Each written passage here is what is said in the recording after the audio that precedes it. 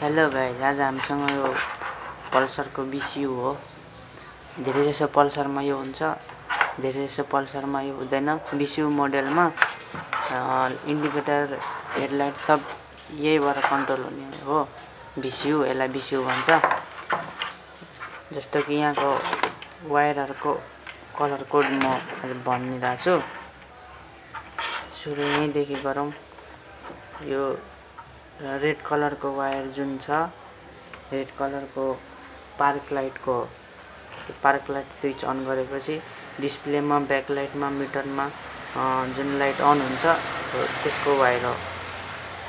त्यसपछि यो yellow wire भनेको पार्क लाइट पछि हेडलाइटको लागि हामी लाइट अन गर्छौँ। स्विच क्लिक गर्दाखेरि हेडलाइटको वायर हो यो वायर।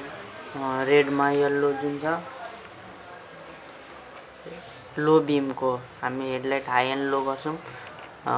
लो बीम क्लिक गर्दा लो बीमको वायर यही हो, रेडमा येल्लो। अर्को छ रेडमा ब्ल्याक, हाई बीमको हो यो।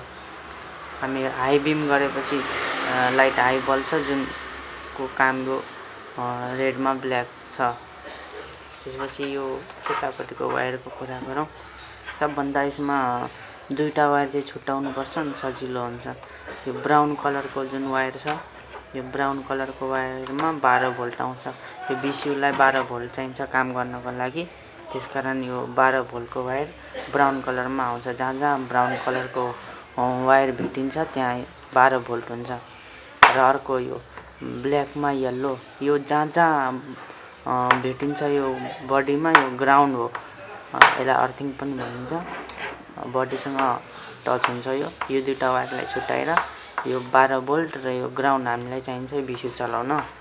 त्यसपछि यो स्लिटी कलरको जुन छ, ग्रे कलरको, यो भनेको राइट सिग्नलको, राइट इन्डिकेटर बाल्नु पर्यो भने त्यस कारण यो ग्रे कलरको वायरले राइट इन्डिकेटर बल्छ। ग्रिन बडी बाइकमा जहाँ जहाँ ग्रिन कलरको वायर भेटिन्छ त्यहाँ लेफ्ट इन्डिकेटरको यो वायर लेफ्ट इन्डिकेटरलाई काम गर्छ। रेडमा वाइट सेल्फ रिलेमा जान्छ। सेल्फ ट्रिगरको हो। सेल्फ क्लिक गर्दाखेरि यो रेडमा वाइट हो, यसले सेल्फको काम गर्छ। र यो अलिक डार्क ब्राउनमा ब्ल्याक जुन छ, यो भनेको हाम्रो हर्नको हो। बिसियुको यतापट्टिको दुई सकेटको वायरले यति काम गर्छ। अब यतापट्टिको सकेटको वायरले पनि के काम गर्छ म नेक्स्ट भिडियोमा ल्याउँछु।